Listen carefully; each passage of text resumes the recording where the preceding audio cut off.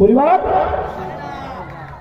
2 বছর, কারো 7 বছর, 8 বছর, 9 বছর, 10 বছর, 13 বছর, 15 বছর এমন কেটেছে। আল্লাহ রাব্বুল আলামিন ওই সমস্ত জালেমদের আয়নাগর থেকে দেশে জনতাকে হেফাজত করেছে।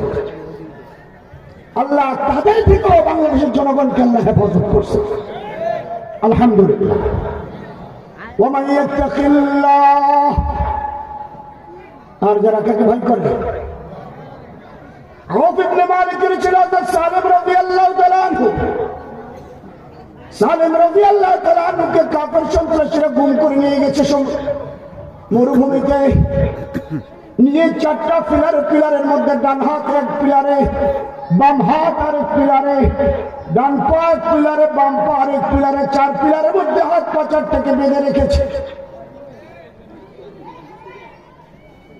আউফ ইবনে মালিক সংবাদ